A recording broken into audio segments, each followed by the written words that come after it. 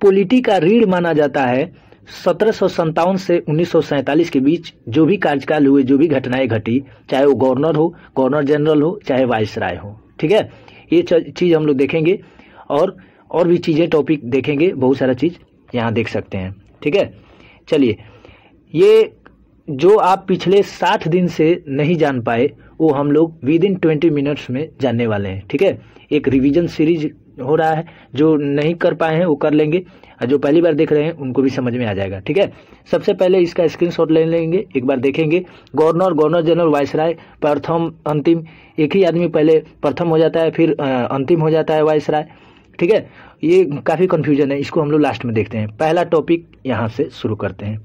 कहता है कि 1773 का रेगुलेटिंग एक्ट, तो इस समय गवर्नर कौन था? वारेन हेस्टिंग्स साहब थे, ठीक है, यहाँ देख सकते हैं। और इसी एक्ट के तहत जो है पहला गवर्नर जनरल बनाया जाता है वारेन हेस्टिंग्स को। वारेन हेस्टिंग्स को बनाया जाता है, हालांकि इस पर महाभियोग भी लगता है ब्रिटेन में, लेकिन बरी हो जाता है। आगे देखेंगे। नेक्स्ट पॉइंट है कंपनी पर नियंत्रण ब्रिटिश सरकार का। कंपनी पर नियंत्रण ब्रिटिश सरकार का, ध्यान रखेंगे। नेक्स्ट पॉइंट इसी में है, मुंबई एवं मद्रास के गवर्नर को बंगाल के गवर्नर जनरल के अधीन लाया गया। बंगाल के गवर्नर जनरल के अधीन लाया गया। नेक्स्ट पॉइंट, 1774 में कलकत्ता में पहली बार सुप्रीम कोर्ट 1774 में, लेकिन एक्ट कौन था? 1773। इसके CJI यानी चीफ जस्टिस ऑफ बने जो है सर एलिजा, कौन थे? सर एलिजा, और सदस्य के रूप में चैम्बर्स, लिमेस्टर और हाइड थे, ध्यान रखेंगे। नेक्स्ट टॉपिक है इसी में 1773 में कंपनी के कर्मचारियों को निजी व्यापार तथा रिश्वत पर प्रतिबंध कर दिया गया। कुछ लोग निजी व्यापार करते थे पीछे से, उनको बंद कर दिया गया, और रिश्वत लेने पर भी बंद कर दिया गया। उसके बाद नेक्स्ट पॉइंट है इसी में, बोर्ड ऑफ डायरेक्टर्स के माध्यम से कंपनी पर नियंत्रण किया जाता था, ठीक है, ध्यान देंगे। उसके बाद आता है 1781 एक्ट ऑफ सेटलमेंट। इस समय गवर्नर जनरल बन चुका होता है वारेन हेस्टिंग्स। कौन हेस्टिंग्स? Warren Hastings. इसका मुख्य पॉइंट है रेगुलेटिंग एक्ट में कमियों में सुधार। रेगुलेटिंग एक्ट में जो भी कमियां थी इसमें सुधार लाया गया, और कलकत्ता के सरकार को बंगाल, उड़ीसा और बिहार को विधि बनाने की प्राधिकार किया गया, यानी मंजूरी दी गई। Next 1784 Pitt's India act. इस समय वारेन हेस्टिंग्स थे गवर्नर जनरल के रूप में। दोहरी प्रशासन प्रणाली की शुरुआत होती है। द्वैध शासन नहीं, ध्यान देंगे, दोहरी प्रशासन। इसमें जो है एक बोर्ड ऑफ डायरेक्टर होते हैं और एक बोर्ड ऑफ कंट्रोलर, यानी BOD और BOC। बोर्ड ऑफ डायरेक्टर व्यापारिक मामला, आप जानते हैं कि जितने भी कोचिंग ट्यूशन सब चीज होते हैं डायरेक्टर लोग होते हैं, ठीक है। और कंट्रोलर, मोदी जी, योगी जी, नीतीश कुमार के पास क्या है? कंट्रोल है, इसलिए राजनीतिक मामला, ध्यान देंगे। उसके बाद इंपोर्टेंट आता है 1793 का चार्टर अधिनियम। इस समय कौन थे? इस समय जो है गवर्नर जनरल थे लॉर्ड कॉर्नवालिस। कौन थे? Lord Cornwallis. इसमें कुछ प्रमुख बातें, पॉइंट क्या था? नियंत्रण बोर्ड के सदस्यों तथा कर्मचारियों का वेतन भारतीय राजस्व से दिया जाना चाहिए। यानी नियंत्रण बोर्ड में जितने भी सदस्य थे, कर्मचारी थे, उसका वेतन भारतीय राजस्व से दिए जाने का प्रावधान किया गया। नेक्स्ट पॉइंट था कंपनी को 5 लाख पाउंड का भुगतान ब्रिटिश सरकार को करना था। 5 लाख पाउंड। आज भी केक को बर्थडे वगैरह में लेने जाइएगा तो पाउंड में ही बातें होती हैं, किलो तराजू में नहीं होता है, ध्यान रखेंगे। नेक्स्ट पॉइंट है 1813 चार्टर अधिनियम मिंटो प्रथम के समय में आता है, और 1813 इसी में एक क्वेश्चन पूछ दिया था BPSC 67वीं में, काफी लोग कंफ्यूज कर गए थे, ठीक है, ध्यान रखेंगे। कंपनी के व्यापार एकाधिकार को छीन लिया गया, लेकिन 2 चीज को छोड़कर, एक तो चीनी यानी चाय जो पीते हैं सुबह सुबह, दूसरा चीन के साथ व्यापार, चीन मतलब देश के साथ व्यापार करने की छूट दी गई, और चाय, ठीक है, बाकी सब एकाधिकार कंपनी को छीन लिया गया। यही क्वेश्चन BPSC में पूछा था, ठीक है। अब देखिए, भारतीयों के मध्य शिक्षा ज्ञान को बढ़ाने के लिए 1 लाख रुपया दिया गया कि इन बेचारों को भी 1 लाख रुपया देकर शिक्षा कुछ बढ़ाया जाए। ईसाई पादरियों को भारत आने की मंजूरी दी गई। इसके पहले ईसाई को भारत आने की मंजूरी नहीं थी। नेक्स्ट आता है 1833 के चार्टर अधिनियम। इस समय कौन थे? इस समय अभी तक बंगाल के गवर्नर जनरल ही हैं, लॉर्ड विलियम बेंटिंग। इसमें क्या होता है पॉइंट? कंपनी के व्यापार को पूर्णतः समाप्त कर दिया गया। 1813 में तो चाय और चीन के साथ व्यापार कुछ छोड़ा था, इस समय पूर्णतः बंद कर दिया गया। इसी में बंगाल के गवर्नर जनरल को अब भारत का गवर्नर जनरल कहलाने लगा। भारत का गवर्नर जनरल कहलाने का मकसद पीछे कारण क्या था? क्योंकि विलियम बेंटिंक ने दक्षिण भारत में 1831 में मैसूर और जो है 1834 ईस्वी में सिंध नहीं कुर्ग, जो कि दक्षिण भारत दोनों कर्नाटक में हड़प लिया था। तो अब तो बंगाल से चलते हुए दक्षिण भारत में पकड़ हो गया ब्रिटिश का। तो अब सोचा कि क्यों ना भारत का गवर्नर जनरल बना दिया गया, तो इसलिए भारत का गवर्नर जनरल बना दिया गया। ठीक है, ये चाल था उस सब का। आगे बढ़ेंगे। इसी चार्टर अधिनियम में जो है दास प्रथा के विरुद्ध विधि घोषित किया गया, हालांकि अच्छी काम था ये दास प्रथा। उसके बाद नेक्स्ट पॉइंट कहता है कि कंपनी के अधीन पद जो भी था धर्म, स्थान, मूल, वंश, रंग के आधार पर अयोग्य न ठहराया जाएगा। यानी कंपनी के अधीन जो है कोई भी धर्म, स्थान और मूल वंश के आधार इस पर अयोग्य नहीं ठहराए जाएंगे। इसके पहले नहीं था, केवल अंग्रेजी होता था कंपनी में। विधि आयोग की नियुक्ति की गई। इसी चार्टर नियम में विधि आयोग की नियुक्ति की गई मैकाले की अध्यक्षता में 1834 ईस्वी में। ध्यान देंगे। नेक्स्ट 1857 का विद्रोह। आप जानते हैं कि 1857 का विद्रोह जो है, इसके पहले 1853 भी आता है, उसमें भारत विधान परिषद की चर्चा हुई, इम्पोर्टेंट नहीं है। लेकिन और 1857 काफी इम्पोर्टेंट रहा। कहा जाता है कि 1857 के क्रांति में अगर कुछ लोगों ने इसमें अगर ब्रिटिश का साथ नहीं दिया होता तो हमारा देश उसी समय आजाद हो जाता। 1857 का क्रांति जो होता है लॉर्ड कैनिंग के समय में होता है। ठीक है, इसमें क्या था? कंपनी की कमजोरी उजागर हो गई। 1857 में कंपनी की कमजोरी उजागर हो गई और भारत का शासन जो है यानी ईस्ट इंडिया कंपनी से ब्रिटिश क्राउन के पास चला गया। यहाँ से क्राउन के पास चला गया, क्योंकि कहा कि भाई 1857 का सिपाही विद्रोह ये पूरे भारत में फैल गया, हम लोग को तबाही मचा दिया, आप लोग से नहीं होगा, अब ब्रिटिश क्राउन को भेजा जाए। ठीक है, ये इंपॉर्टेंट था।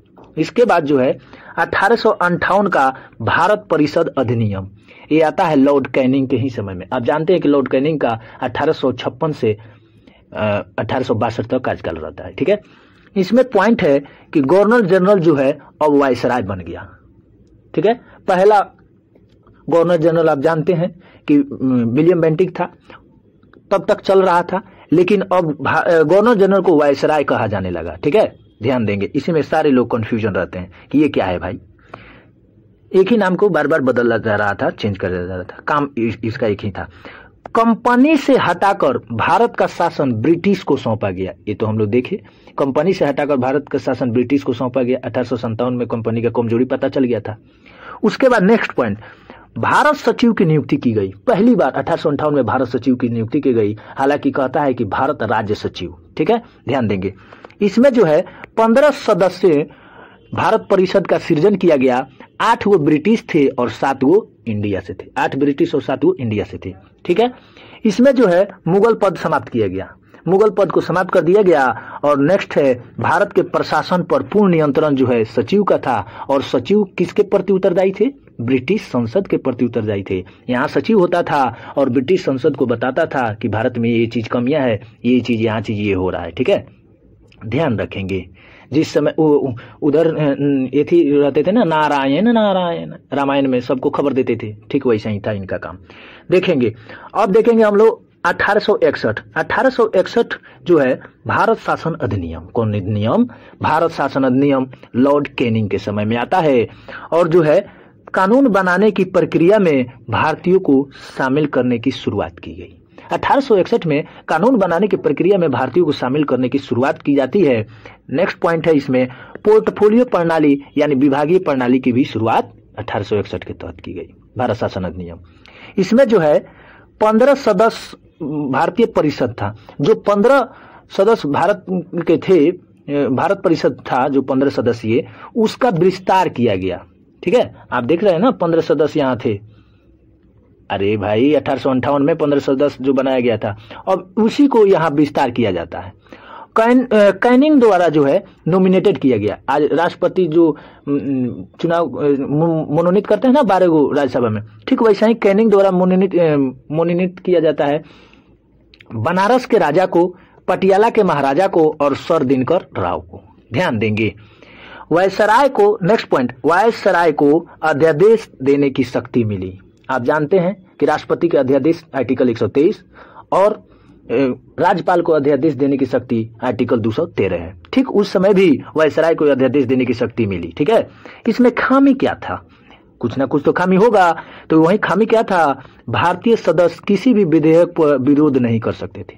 भारतीय सदस्य को तो शामिल किया गया था, लेकिन किसी भी विधेयक पर विरोध नहीं कर सकते थे। अधिकतर विधेयक जो है बिना चर्चा के ही पारित हो जाता था। ये लोग मुंह तके रह जाते थे। ठीक है, ध्यान रखेंगे। नेक्स्ट हम लोग देख रहे हैं 1892 जो है भारत परिषद अधिनियम, लॉर्ड लेंसडाउन। इस समय कौन वायसराय था? Lord Lansdowne.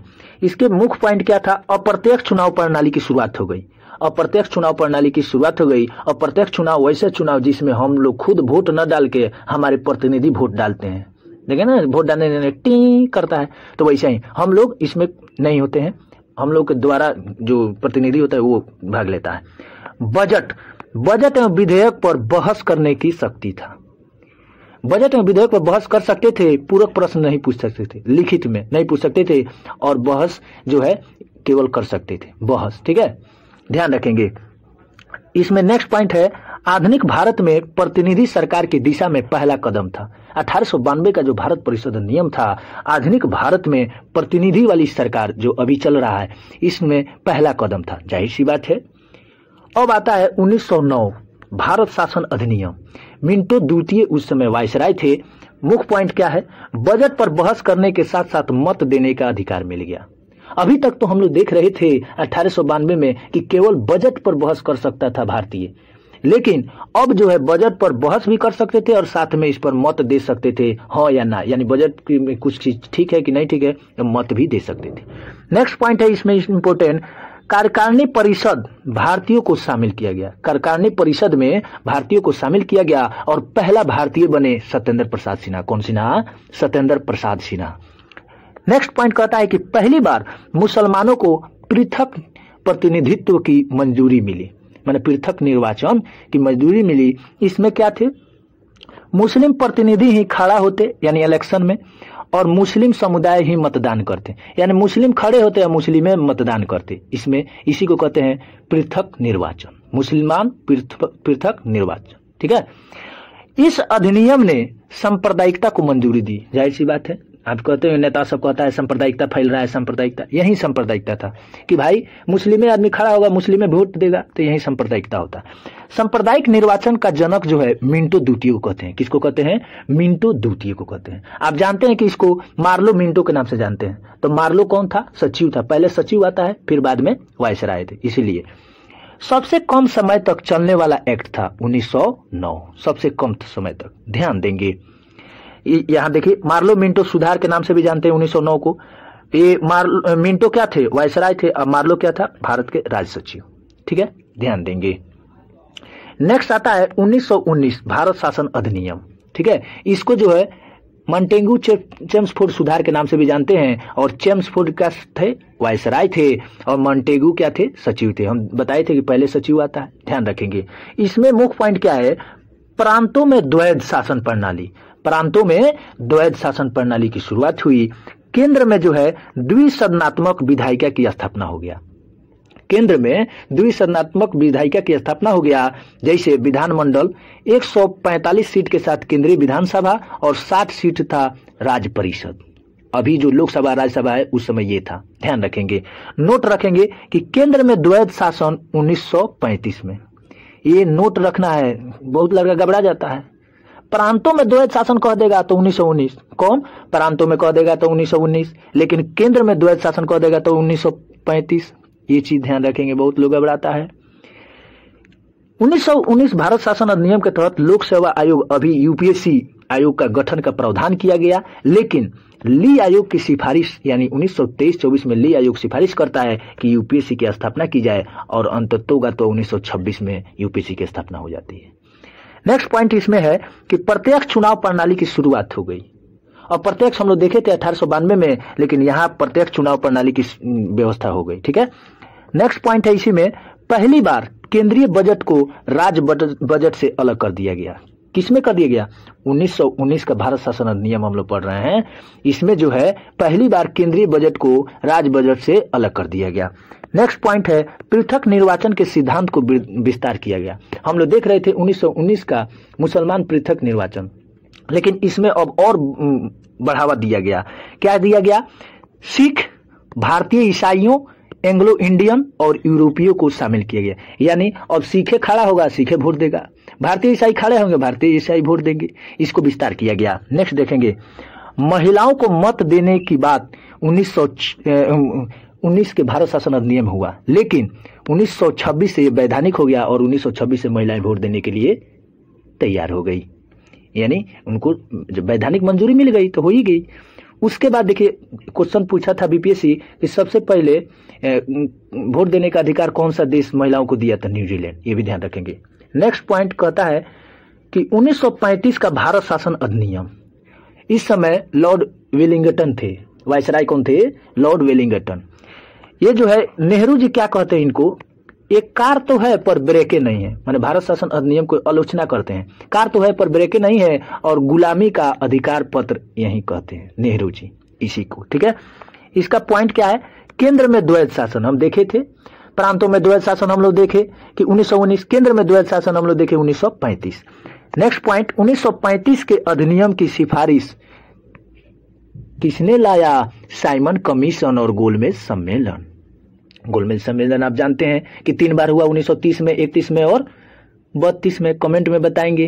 पहला नवंबर में हुआ, फिर सितंबर में हुआ, फिर नवंबर में हुआ, और कौन नवंबर को हुआ ये हम जानना चाह रहे हैं। 1935 में जो है अनुच्छेद कितना था? 321। अभी जो 395 करीब में वो 331 था। अनुसूचियां उस समय 10 थे, अभी 12। ध्यान रखेंगे। अखिल भारतीय, नेक्स्ट पॉइंट, अखिल भारतीय संघ की स्थापना की गई। अखिल भारतीय संघ की स्थापना की गई। नेक्स्ट, भारतीय उच्चायुक्त के पद का सृजन हुआ। अभी उच्चायुक्त नहीं, राजनयिक दूतावास, वही भारतीय उच्चायुक्त के पद का सृजन किया गया। और प्रांतीय स्वायत्तता, जब प्रांतों में द्वैध शासन हटाया गया, तो जब प्रांत में द्वैध शासन हटाइएगा तो स्वतंत्रता न हो जाएगा। तो इसलिए बार बार क्वेश्चन भर भर के बीपीएससी चाहे कोई भी आयोग पूछता है कि प्रांतीय स्वायत्तता किस अधिनियम?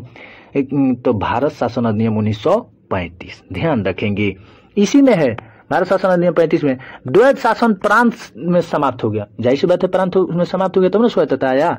द्वैध शासन को केंद्र में स्थापित किया गया, प्रांत से हटा के केंद्र में स्थापित कर दिया। इसमें जो है संघ सूची, समवर्ती सूची, राज्य सूची और एक आता है अवशिष्ट सूची। अवशिष्ट सूची का अधिकार अभी केंद्र सरकार को है। ठीक है, इसी में नेक्स्ट पॉइंट है संघीय न्यायालय की स्थापना की गई। ध्यान रखेंगे, सुप्रीम कोर्ट नहीं, संघीय न्यायालय की स्थापना की गई। 1935 का नियम के तहत 1937 में संघीय न्यायालय की स्थापना किया गया। आरबीआई की स्थापना आप जानते हैं कि 1935 में ही किया गया। और इसमें जो है फिर से सांप्रदायिक निर्वाचन पद्धति में तीसरा बड़ा विस्तार था।